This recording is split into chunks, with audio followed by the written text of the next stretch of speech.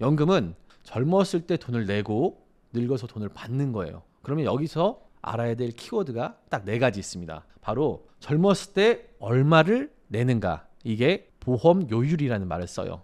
지금 현행은 9% 내고 있고요. 그럼 그 낸 돈을 어떻게 운용하느냐 해서 운용 수익률이라고 해서 4.5% 지금 수익을 내려고 노력을 하고 있습니다. 그러면 늙어서 돈을 받는다고 했는데 그럼 언제 받느냐? 이게 바로 연금 개시일이고요. 자, 연금 개시일은 지금은 올해 23년 기준으로는 63세인데 법정으로 33년으로 해가지고 65세까지 늘리기로 이미 결정이 돼 있습니다. 그럼 마지막으로 그럼 그때 돈을 얼마를 받느냐, 이 문제도 굉장히 중요하겠죠. 이거를 소득 대체율이라고 해요. 그래서 이 4가지를 앞으로도 계속 얘기하기 때문에 이 4가지는 꼭 기억하고 있어야 됩니다. 뭐라고요? 보험료율, 운용 수익률, 연금 개시일, 그 다음에 소득 대체율. 이 4가지 키워드를 가지고 시작을 해볼게요. 자, 그러면 연금 개혁을 왜 하냐? 2055년이면 연금 기금이 바닥이 난다고 합니다. 연금을 걷는 돈이 있잖아요. 그리고 연금을 줘야 될 돈이 있잖아요.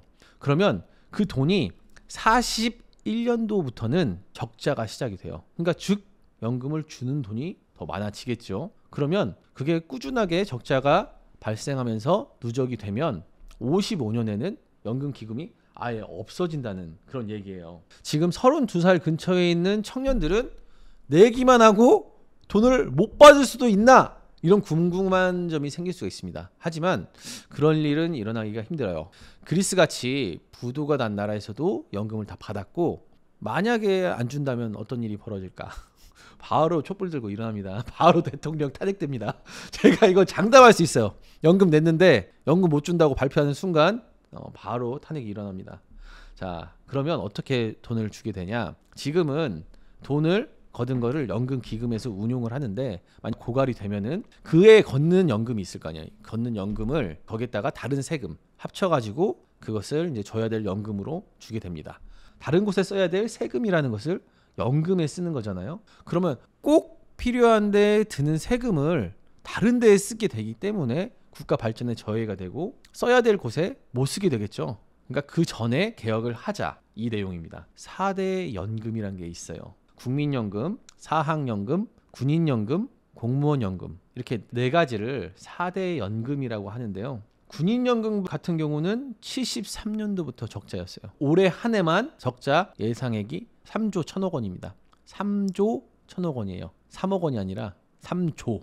지금 21년도까지 쌓인 적자액이 얼마나 될까? 바로 무려 234조입니다. 자, 공무원연금은 어떨까요? 지금 공무원들이 굉장히 불안해하고 있는데 사실 군인이나 공무원이나 이 문제가 굉장히 심각한 게 무엇이냐? 지금 사실 박봉이잖아요. 얼마 전까지도 박봉이었는데 지금 더 박봉이 됐어. 최저시급이 올라가가지고 편의점에서 월급 받는 게 자기 공무원 월급보다 더 많다는 얘기도 있을 정도예요. 근데 뭐 때문에 버티냐?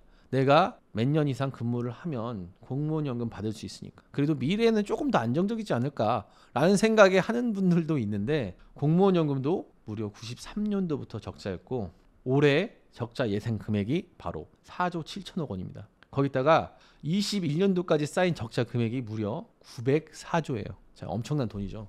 이런 상태인데 국민연금이 만약에 적자로 돌아서가지고 매해 적자가 난 거를 세금으로 메꾼다.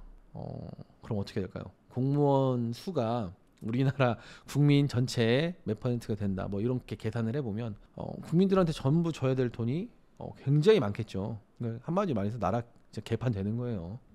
그래서 지금이라도 이 연금을 좀 개혁하고 손을 봐서 바꿔보자, 이런 내용입니다. 그러면 왜 진작 안 했냐고. 아, 진작 했어야지. 이렇게 예측됐으면 진작 했어야지, 이런 생각할 수 있잖아요. 근데 이게 굉장히 문제되는 게 애초에 설계 자체가 잘못되어 있는 부분이 많이 있었습니다. 연금을 처음 시작한 때가 바로 88년 노태우 정부 시절이었어요. 근데 이거를 최초에 도입하자 이렇게 얘기했던 거는 바로 유신 정권 박정희 정부 시절입니다. 뭐 그거에 대한 여러 가지 이유가 있는데요. 그때는 나라를 발전시켜야 되는데 돈이 없잖아요. 그러니까 돈을 어떻게든 끌어당겨야겠다라는 생각을 했다고 많이들 유축하고 있어요. 근데 뭐 정확한 거는 돌아가신 분만 알고 있겠죠. 근데 문제는 뭐냐? 그때가 고도 성장기였어요. 근데 이때 이런 고도 성장기에 미래를 예측하는 것은 굉장히 어렵고 위험한 부분이 있어요. 왜냐? 그때는 뭘 해도 장사가 잘 되고 경제도 성장하기 때문에 돈을 많이 벌고 그렇기 때문에 지금처럼 저금리나 경제 성장이 둔화될 것을 예측하기가 굉장히 어렵다는 거죠. 예측을 해도 지금처럼 많이 떨어질 걸로 예측하기는 어렵다는 거죠. 저출생 역시 마찬가지인데 그때는 아기를 많이 낳았잖아요. 그래서 오히려 산화를 제한하는 정책을 했죠. 근데 지금처럼 사람들이 아기를 안 낳을까 이런 생각을 못 했었습니다. 그래서 당시에 이런 식으로 정했어요. 9%를 이제 앞으로는 점차 늘릴 거긴 한데 지금 우리나라가 못 사니까 3%부터 시작하자. 그래서 니네들이 버는 거 3%만 우선 내. 그러면 우리가 70%를 돌려줄게. 아까 소득 대체율이 연금 개시하고 나서 받는 돈이라고 했죠. 내가 100만 원 벌면 70만 원 주겠다는 거예요. 설계 자체가 잘못됐죠. 그래서 어떻게 됐냐? 자, 역대 정부는 이거에 대해서 계속 고민을 했습니다. 돈을 더 내던가 아니면 돈을 덜 받던가 뭐 이런 문제잖아요. 이렇게 해야 될 문제이기 때문에 어떤 정치인이든 돈을 더 내야 된다고 말을 하는 순간 자기 지지율이 떨어질 수 있잖아요. 그래서 정치인들이 나서기가 굉장히 힘든 부분이 있고요. 이번도 사실은 정부에서 이번 작년 대선 기억나나요? 모든 후보들이 연금 개혁에 대해서 얘기를 했어요. 그러니까 당연히 정부에서 국회에 빨리 이거 개혁할 수 있게 빨리 준비해봐 했는데 대통령은 행정부의 수장입니다. 그래서 나라의 통수권자이기도 하지만 정부를 운영을 하죠. 국회는 법을 만듭니다. 다른 기관이에요.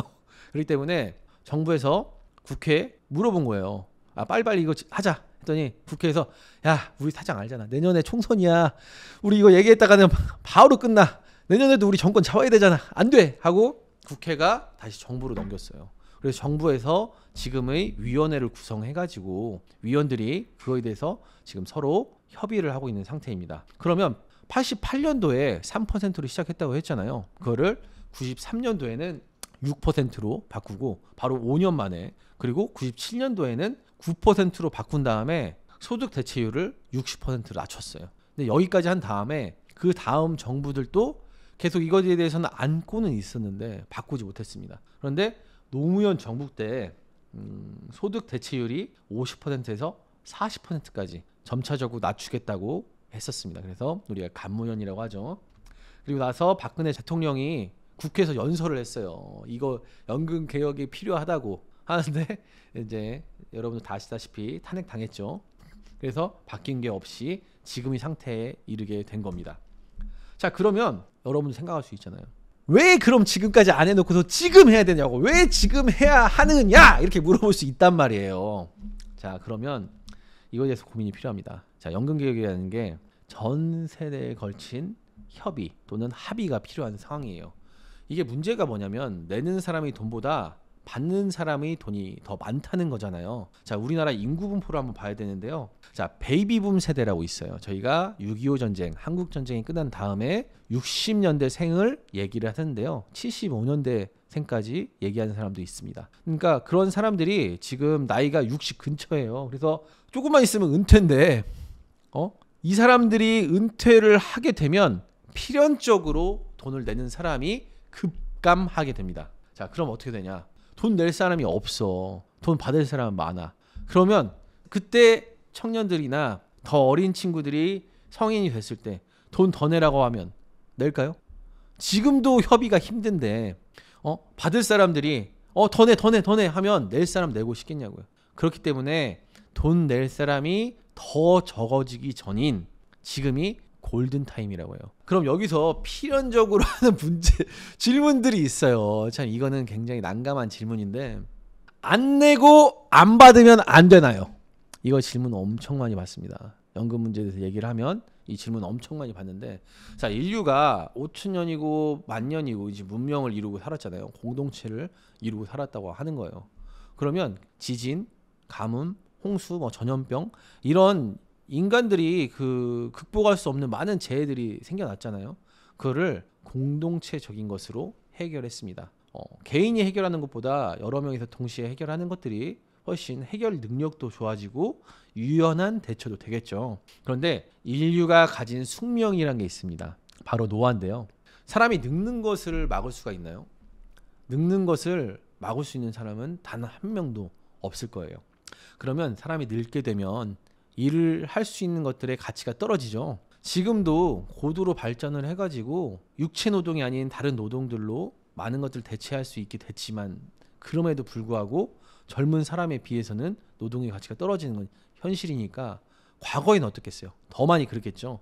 그러면 그 사람들이 할 수 있는 일의 가치가 떨어지고 그럼 경제력을 상실하게 되겠죠. 그러면 그 경제력이 상실됐기 때문에 그 사람은 빈민으로 전락하게 되고 그 사람들은 어떻게든 먹고 살기 위해서 범죄를 일으킬 수도 있게 되는 겁니다. 그러면 이것들이 사회적 문제로 발생을 하게 되고 그 사회적 문제를 해결하기 위해서 비용이 발생하게 되는 거예요. 그래서 이걸 막기 위해서 과거에도 여러 가지 제도나 장치들을 만들어 왔었고 또는 그런 제도나 장치가 아니어도 종교나 규범으로 노인들을 공경하고 모시게 했던 것입니다. 그런데 이제 현대에 들어서 현대 사람들이 조금 더 현실적인 대응 방법은 없을까? 그런 생각을 해가지고 만든 것이 지금의 연금 제도라고 보면 돼요. 자, 그러면 여기서 또 하나의 질문이 이어질 수밖에 없습니다. 노인층의 빈곤은 본인들이 잘못해서 생긴 것이 아닌가요? 이런 질문을 하는데요. 사실 이거는 맞는 말이기도 하고 틀린 말이기도 해요. 왜냐하면 이게 인간이 가진 또 하나의 숙명이 바로 불확실성이라는 게 있는 건데요. 본인이 잘못해서 노인이 됐을 때 빈곤한 사람도 분명히 존재합니다. 하지만 성실하고 정직하고 근면해도 노년에 빈곤해질 수가 있습니다. 자, 20대, 30대, 40대는 본인이 원하면 언제든지 일을 할 수가 있어요. 지금 나가서 어떤 일이라도 사실 할 수 있죠. 지금 노동력이 오히려 부족하다고 하니까요. 근데 40대 후반부터는 사실 좀 어려운 부분이 있어요. 그리고 50대가 넘어가면 과연 일자리를 구할 수 있을까 이런 생각이 사실 드는 것도 현실이죠. 본인 또는 배우자 또 아이들이 사고나 병에 걸릴 수도 있고 또 목돈을 쓸게 할 수도 있는 거잖아요. 성실하게 돈을 모았는데 어떻게 불행이 겹쳐가지고 노년이 빈곤하게 될 수도 있는 거예요. 이건 누구도 장담하지 못하는데 이런 것들을 인류가 몇천 년 동안 살아오면서 즉 경험으로 체득한 부분입니다. 이걸 바로 불확실성이라고 합니다. 그러니까 누구도 지금 당장 20대들 다 물어보면 나 일할 수 있으니까 연금 안 걷었으면 좋겠어. 하지만 그걸 장담할 수가 없다는 거죠. 오히려 반대로 얘기하는 게 편할 거예요.